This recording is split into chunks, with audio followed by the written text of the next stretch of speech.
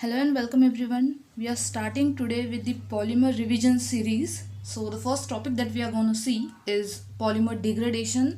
Let us cover this topic very fastly. So starting with the basic terms. These terms could be asked as questions in your MCQ pattern. Okay, so I'm not getting many of the MCQs right now on this topic. I would make a special MCQ session. So right now we'll just discuss the theory, and these questions that we are going to discuss as theory could be asked as MCQs. So okay, let us start with the basic definition of polymer degradation. So polymer degradation is nothing but changes in the properties of polymer, and of course the word degradation would suggest negative impact or negative change in the properties of polymer. जब कौन से type की properties, तो tensile strength हो, colour, shape या polymer break हो जाता है, ऐसी जो चीज़ें होती है तो उसको हम लोग बोलते हैं polymer degradation. Okay, then this polymer degradation is not natural. Some factor might have caused the degradation. किस चीज़ से जो होता है डिग्रेडेशन उसको हम लोग बोलते हैं वो factor. So there are many environmental factors such as heat, light, chemicals such as acid, bases, salts, mechanical stresses, oxygen, biodegradation. So ऐसे बहुत सारे factors हो सकते हैं जो result है या जो polymer degradation करते हैं. तो पॉलीमर डिग्रेडेशन हो कैसे रहा है, उसका पैटर्न कैसा है, depending on that. Okay, types of degradation हम लोग देखने वाले हैं. There are two types depending on the way the degradation is being done or is being carried out. So it is chain end degradation and random degradation. So the first one, chain end degradation. Of course chain end मतलब आपका जो polymer है, polymer का जो last part होगा, okay, polymer में बहुत सारे मोनोमर्स हो गए, पर जहाँ कहीं भी वो खत्म हो रहा होगा that would be the end of the polymer chain. तो उस एंड वाली चेन से अगर आपका डिग्रेडेशन स्टार्ट हो या पॉलीमर ब्रेक होना स्टार्ट हो गया, पॉलीमर के फ्रैगमेंट्स हो रहे हो, पर कहाँ से, लास्ट से. So I have shown a chain. ये जो ब्लॉक के फॉर्म में है इसको आप कंसिडर करो पॉलीमर बैकबोन चेन. और कहाँ से स्टार्ट हो रहा है चेन एंड से. तो इस केस में क्या होता है चेन एंड डिग्रेडेशन के एक एक मोनोमर्स सेपरेट होते हैं. अभी ये एक सेपरेट हुआ, ओके, प्लस दिस.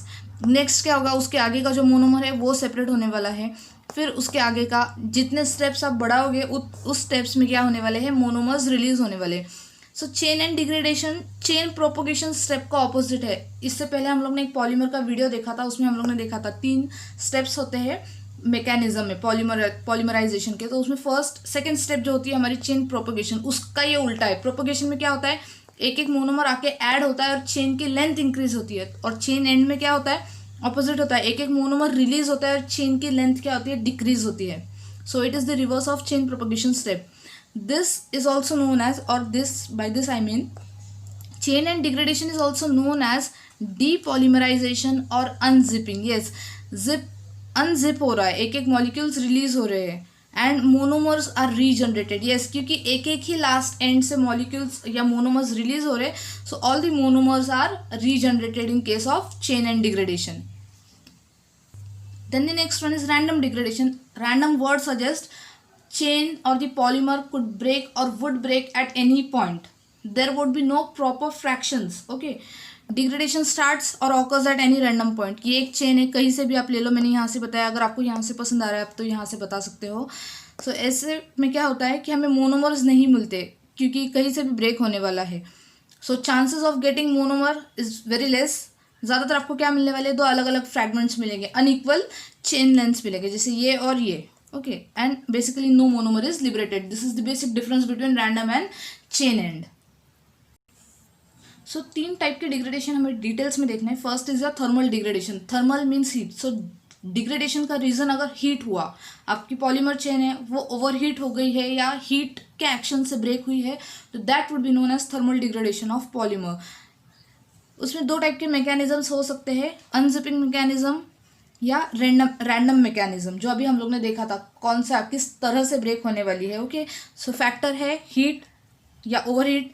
सो पर मैकेनिज्म कौन सा अपनाने वाली है, वो या तो अनजिपिंग या तो रैंडम. अगर अनजिपिंग है मीन्स चेन एंड है तो आपको मोनोमर मिल जाएंगे, और अगर वो रैंडम होने वाला है तो आपको मोनोमर नहीं मिलेंगे, आपको अलग अलग फ्रैक्शंस मिलेंगे अनइक्वल लेंथ्स के. ओके, हम लोग ने डिग्रेडेशन तो देख लिया, थर्मल डिग्रेडेशन की हीट से बॉन्ड्स ब्रेक हो रहे हैं। ओके, सो ये फैक्टर्स क्या है जो बॉन्ड की स्टेबिलिटी को अफेक्ट करते हैं। सी बॉन्ड, तो हमारा पॉलीमर कैसे होता है, पॉलीमर की जो बैकबोन होती है उसमें सब किसी अलग एटम्स के भी बने हो सकते हैं पॉलीमर बैकबोन, पर हम लोग यहाँ पर कार्बन कंसिडर करते हैं कि आपकी पॉलीमर चेन जो है वो पूरी कार्बन से बनी हुई है। और ये जो है कोई भी दो एडजेसेंट कार्बन्स के बीच का जो बॉन्ड है, सपोज ये दोनों के बीच का बॉन्ड हम लोग कंसिडर करते हैं, ये बॉन्ड कब ब्रेक होगा या ये बॉन्ड कितना स्ट्रांग है कितना वीक है, क्या फैक्टर्स है जो ये बॉन्ड ब्रेक कर सकते हैं। बॉन्ड ब्रेक हो रहा है मतलब क्या हो रहा है, पॉलीमर का डिग्रेडेशन हो रहा है। So we will see the factors affecting this bond stability. So first है नंबर ऑफ सब्स्टिट्यूएंट्स। अगर आप एग्जाम्पल देख लो, ये वाला एग्जाम्पल पॉलीइथिलीन, पॉलीप्रोपिलीन और पॉलीआइसोब्यूटिलीन, तो इसमें क्या है, पॉलीइथिलीन पे सभी सब्स्टिट्यूएंट्स हाइड्रोजन है, नहीं के बराबर उनका इफेक्ट होता है। नेक्स्ट, इस पे एक मिथाइल सब्स्टिट्यूएंट्स है और बाकी सब हाइड्रोजन है, पर मतलब सब्स्टिट्यूएंट है। और इसमें क्या है कि दो मिथाइल ग्रुप्स है और दो हमें हाइड्रोजन दिख रहे हैं, पर इसमें से सबसे ज़्यादा स्टेबल क्या है, पॉलीइथिलीन। तो देखने से आपको क्या पता चल रहा है कि जैसे सब्स्टिट्यूएंट्स इंक्रीज हो रहे हैं, हमारे चेन की या हमारे बैकबोन की स्टेबिलिटी या स्ट्रेंथ कम हो रही है। सो नंबर ऑफ सब्स्टिट्यूएंट्स क्या आपको बताता है कि जैसे ही as the number of substituents increases on backbone chain, the stability of polymer decreases. तो अगर आपको ऐसा कोई एग्जाम्पल दिया हो और आपको कहा हो कि गैस करो कि इसमें से सबसे ज़्यादा स्टेबल कौन सा है या इसमें से सबसे ज़्यादा लीस्ट स्टेबल कौन सा है, तो आप इजीली गैस कर सकते हो जिसमें सब्स्टिट्यूएंट्स कम मोस्ट स्टेबल, जिसमें सब्स्टिट्यूएंट सबसे ज़्यादा है it would be least stable. या तो वो बॉन्ड जो है, ये वाला बॉन्ड जो है वो सबसे जल्दी ब्रेक हो जाने वाला है क्योंकि इस कार्बन पर दो सब्स्टिट्यूएंट्स प्रेजेंट है। सब्स्टिट्यूएंट्स बॉन्ड की स्ट्रेंथ वीक कर देता है। नेक्स्ट एग्जाम्पल फिर से polyethylene, polystyrene, poly alpha Mithil styrene. तो फर्स्ट केस में कोई भी सब्स्टिट्यूएंट्स नहीं है, सेकंड केस में एक फेनिल रिंग यहाँ पर सब्स्टिट्यूएंट है और थर्ड केस में एक मिथिल ग्रुप और एक फेनिल रिंग यहाँ पर सब्स्टिट्यूएंट्स है। सो ऑफकोर्स फिर से वही कि सब्स्टिट्यूएंट सबसे ज़्यादा जहाँ पर होंगे वो वीक होगा। तो ये सबसे लीस्ट स्टेबल है और ये मोस्ट स्टेबल है। कंपैरिजन के बीच में अगर इंडिविजुअल आपको ऐसा दिया है कि यही मॉलिक्यूल आपको दिया है और आपको वो पूछ रहे हैं कि स्ट्रेंथ कैसी, आप नहीं बता सकते क्योंकि आपको कुछ चाहिए कंपैरिजन के लिए। सो इसलिए कंपैरिजन के लिए क्या दिए है, उन लोग ने साइड में दो मॉलिक्यूल्स दिए या दो पॉलीमर चेन फ्रैगमेंट्स दिए हैं, जिससे कि आपको पता चलता है कि यहाँ पर सब्स्टिट्यूएंट ज़्यादा है, उसके वजह से उसकी स्टेबिलिटी कम है। इसका रीज़न जो है वो है बॉन्ड डिसोसिएशन एनर्जी। तो बॉन्ड डिसोसिएशन एनर्जी का क्या होता है कि बॉन्ड जो है, एक बॉन्ड ब्रेक करने के लिए हमें कितनी एनर्जी लगती है वो किस चीज़ पर डिपेंड होती है, वो सब्स्टिट्यूएंट्स पर डिपेंड होती है। अगर ज़्यादा सब्स्टिट्यूएंट्स नहीं हुए आपके बॉन्ड, जो भी कार्बन के रिस्पेक्ट में हम लोग बात कर रहे हैं उस पर अगर ज़्यादा सब्स्टिट्यूएंट्स नहीं होंगे तो बॉन्ड काफ़ी स्ट्रांग होता है, उसको ब्रेक करने के लिए बहुत ज़्यादा एनर्जी लगती है। और जैसे जैसे आप क्या करोगे, सब्स्टिट्यूएंट्स बढ़ा दोगे आपके उन कार्बन पे जो बॉन्ड के बारे में आप बात कर रहे हो, वही कार्बन को लगाकर अगर आप सब्स्टिट्यूएंट्स बढ़ा देते हो तो एनर्जी उस बॉन्ड को ब्रेक करने के लिए कम एनर्जी लगती है। सो देखो मैंने यहाँ पर बताया है 4 अलग टाइप के हम लोग ने मॉलिक्यूल्स लिए हैं और उनकी सी बॉन्ड देखी है हम लोग ने, यहाँ बॉन्ड डिसोसिएशन एनर्जी देखी है। फर्स्ट की है 88, देन 85, रिड्यूस टू 80, 70। क्यों, तो यहाँ पर जो है सब्स्टिट्यूएंट्स बढ़ते जा रहे हैं, सब्स्टिट्यूएंट्स बढ़ने के वजह से वहाँ पर क्या आ रहा है, आपका बॉन्ड वीक पड़ रहा है। ओके, एक एक्सेप्शन केस हम लोग डिस्कस कर लेते हैं। अभी तक जो एग्जांपल्स हमने देखे उसके ऊपर हम लोग ने देखा कि सब्स्टिट्यूएंट्स जितने ज़्यादा बढ़ेंगे आपकी बॉन्ड ब्रेकिंग वाली एनर्जी जो है वो कम हो जाने वाली है, या मतलब इजीली आपका पॉलीमर डिग्रेड हो सकता है। अभी ये जो केस है टेफ्लॉन का और पॉलीटेट्राफ्लोरोइथिलीन, सो उसमें क्या है, सब्स्टिट्यूएंट्स तो है आपको दिखाई दे रहे हैं। वहाँ पर पहले केस में जो हम लोग ने देखा था वो हाइड्रोजन रिलेटेड सब्स्टिट्यूएंट्स थे, अब यहाँ पर हाइड्रोजन वाले सब्स्टिट्यूएंट्स नहीं है, फ्लोरीन वाले सब्स्टिट्यूएंट्स है। तो अगर आपको नहीं पता और अगर ये क्वेश्चन आ जाता है एग्जाम में तो आप क्या करोगे, आप लिख दोगे कि नहीं ये तो है जो टेफ्लॉन, ये इजीली डिग्रेड हो जाएगा क्योंकि यहाँ पर तो हाइड्रोजन दिखाई नहीं दे रहे हैं, अलग अलग सब्स्टिट्यूएंट्स हमें दिख रहे हैं और बहुत सारे सब्स्टिट्यूएंट्स दिख रहे हैं। पर नहीं, ये केस नहीं है, टेफ्लॉन एक एक्सेप्शन केस है। ये सबसे ज़्यादा स्टेबल पॉलीमर माना जाता है। कितने टेम्परेचर पे ये सर्वाइव हो सकता है, 400 डिग्री सेल्सियस का टेम्परेचर तक ये सर्वाइव कर जाता है, उसके बाद ये डिग्रेड होगा 400 डिग्री सेल्सियस तक ये डिग्रेड नहीं होने वाला। It is most stable polymer known. इसकी बॉन्ड डिसोसिएशन एनर्जी जो है वो है 108 किलो कैलोरीज पर मोल। जो पिछले एग्जांपल्स हमने देखे थे उससे भी कहीं ज़्यादा है। मतलब कोई भी बॉन्ड जो है सीसी बॉन्ड अगर आप ब्रेक करने जाओ तो आपको कितनी एनर्जी सप्लाई करना पड़ेगी, 108 किलो कैलोरीज पर मोल, और ये बहुत ज़्यादा है। इसलिए इसके बॉन्ड्स जो है वो ईजिली ब्रेक नहीं होने वाले। इसको ब्रेक करने के लिए आपको 400 प्लस हीट देनी पड़ेगी। और दूसरा रीज़न ये भी है कि जो फ्लोरीन है वो मोस्ट या हाईली इलेक्ट्रोनेगेटिव है। तो जहाँ पर भी इलेक्ट्रोनेगेटिव नेचर के एटम्स अटैच होते हैं वो बॉन्ड को इजीली ब्रेक होने नहीं देते। वो इलेक्ट्रॉन्स को इतना टाइटली होल्ड करके रखते हैं खुद से कि वो बॉन्ड को ब्रेक होने नहीं देते। सो दो रीज़न यहाँ पर है, high bond dissociation energy plus the electronegative और highly electronegative nature of fluorine atom, जो कि इलेक्ट्रॉन्स को अपने से बांध कर रखते हैं, ब्रेक नहीं होने देते। वो भी सीसी बॉन्ड की ब्रेकिंग को स्टॉप करता है। So Teflon is an exception. Teflon can survive temperatures up to 400 degree Celsius. Yes, coming up with the next factor that affects the CC bond stability is aromatic groups in the backbone. Polymer chain जो है उसका backbone ही हमें देखना है, side वाले branches की बात हम लोग नहीं कर रहे। बैकबोन जिससे मेन चेन बनी हुई होती है वो।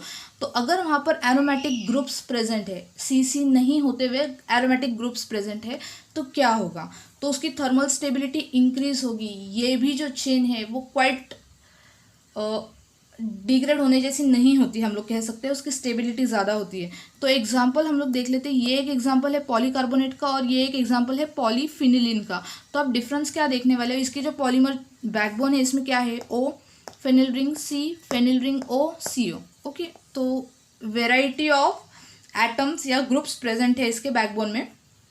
यहाँ पर ये पूरी चेन सिर्फ क्या है, एरोमेटिक ग्रुप से ही बनी हुई है। तो ऑब्वियसली अगर हम लोग दोनों को कंपेयर करने जाने वाले हैं तो जितने ज़्यादा एरोमेटिक ग्रुप्स या एरोमेटिक ग्रुप आपके बैकबोन में होंगे तो वो मोर स्टेबल होगी, और ये लेस या लीस्ट स्टेबल है इन दोनों के कंपैरिजन में। अगर आपको ऐसा क्वेश्चन आ जाता है एमसीक्यू में, दो आपको दिए हैं फ्रैगमेंट्स और उसमें आपको दिख रहा है कि एक में बहुत ज़्यादा नंबर में मात्रा में आपको एरोमेटिक ग्रुप है और दूसरे में नहीं है या कम है, तो आप किसको सजेस्ट करोगे या आप किसको सिलेक्ट करोगे स्टेबल के तौर पर? इसको, जिसमें ज़्यादा एरोमेटिक ग्रुप्स हो। सो इसका और एक एग्जाम्पल है पॉलीटेट्राफ्लोरोफिनिलिन। इसकी भी थर्मल स्टेबिलिटी बहुत ही ज़्यादा है, 500 डिग्री सेल्सियस तक का टेम्परेचर ये सर्वाइव कर सकता है। दो रीजंस है, एक तो इसके पास इलेक्ट्रोनेगेटिव एटम्स भी है जो हम लोगों ने फर्स्ट केस में देखा था टेफ्लॉन का, फ्लोरीन, इसके वजह से भी ब्रेकिंग में प्रॉब्लम आएगी या डिग्रेडेशन इजीली नहीं होने वाला है। और दूसरा जो है एरोमेटिक बैकबोन, पूरा एरोमेटिक बैकबोन प्लस आपके इलेक्ट्रोनेगेटिव एटम्स, तो इसकी वजह से इसकी थर्मल स्टेबिलिटी कैसी है, बहुत ही ज़्यादा है। सो थर्ड फैक्टर है कि अगर आपके बैकबोन में ऑक्सीजन एटम प्रेजेंट हो तो क्या मतलब पॉलीमर जो है वो इजीली डिग्रेड होगा या नहीं होगा? तो ऑक्सीजन एटम जो है वो ऐसे भी हम लोगों को पता है कि ऑक्सीजन डिग्रेडेशन का फैक्टर या रीज़न होता है। सो ऑक्सीजन अगर प्रेजेंट है आपके बैकबोन में, फॉर एग्जांपल पॉलीइथिलीन ऑक्साइड देख लो, तो बहुत ही जल्दी डिग्रेडेशन स्टार्ट होगा या बहुत ही जल्दी डिग्रेडेशन हो जाने वाला है उस पॉलीमर का। Branching as well as oxygen atom, ये दोनों भी फैक्टर्स जो है डिग्रेडेशन बहुत जल्दी कर देते हैं। फास्टर डिग्रेडेशन रेट होता है जहाँ पर भी ब्रांचिंग प्रेजेंट हो या ऑक्सीजन एटम्स बैकबोन में प्रेजेंट हो। Next, mechanical degradation. डिग्रेडेशन का रीज़न जब मैकेनिकल स्ट्रेस हो, जैसे कि आप बहुत फास्टली उसको स्टर कर रहे हो, शेक कर रहे हो या कुछ मैकेनिकल प्रेशर फोर्सेस अप्लाई कर रहे हो, उसके वजह से अगर पॉलीमर ब्रेक होता है या डिग्रेड होता है तो वो प्रोसेस को हम लोग बोल देंगे मैकेनिकल डिग्रेडेशन। तो इसमें एक पॉइंट है mastication of rubber.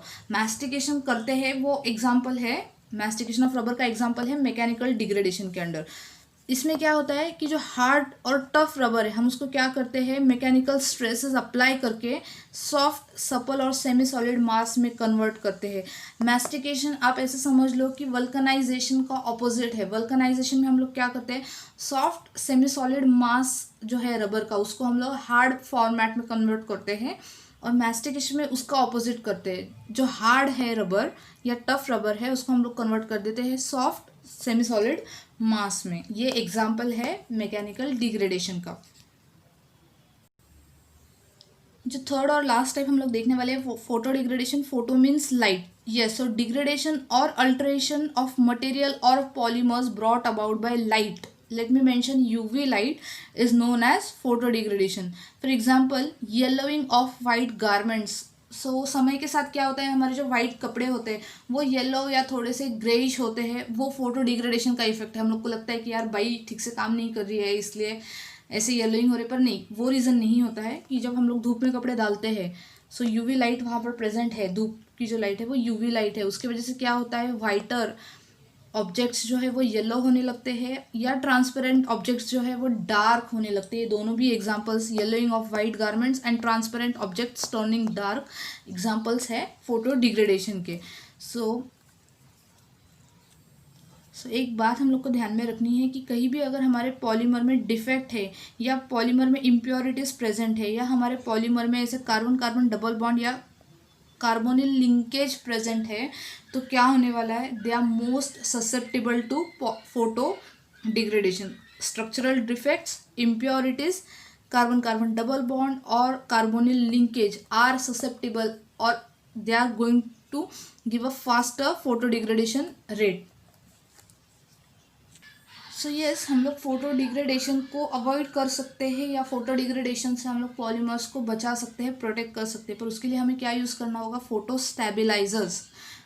Photo stabilisers they protect polymers from the deteriorating और डिग्रेडेटिंग और डिग्रेडेशन इफेक्ट्स ऑफ लाइट. सो अगर फोटो स्टेबिलाइजर्स हम लोग ने ऐड किए होंगे हमारे पॉलीमर्स में जब पॉलीमर्स बन रहे हो, तो उससे क्या होगा कि आप यूवी लाइट से उसको फोकस भी कर दोगे या यूवी लाइट किसी रीज़न से उस पर आ भी जाती है पॉलीमर पे, तो वो डिग्रेड नहीं होगा या वो ब्रेक नहीं होगा. Examples of photo stabilisers are phenyl salicylate also known as salol, 2,4-hydroxybenzophenone also known as Uvinal 400, 2-hydroxy-4-methoxybenzophenone also known as Vernal M40, 2-hydroxy-4-dodecycloxybenzophenone also known as DOBP. तो ये उनके नाम हैं. अगर इन एग्ज़ाम में आपको पूछना चाहे तो ये पूछ सकते हैं, सैलॉल, यूविनल 400, विरनल M40, DOBP. तो आप इनके शॉर्ट फॉर्म बोलो या इनके जो अदर नेम है वो और उनके मेन नेम आप याद करके रख सकते हो.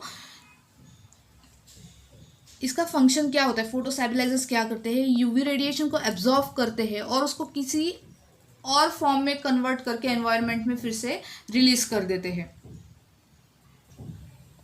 Most stabilizers or most photostabilizers have hydroxyl and ketonic groups in the ortho position. So अभी हम लोग ने जो नाम देखे बेंजोफिनोन वगैरह थे, हाइड्रोक्सी थे, इसका मतलब क्या है कि आपके स्टेबिलाइजर्स में ये दो ग्रुप प्रेजेंट रहने वाले हैं.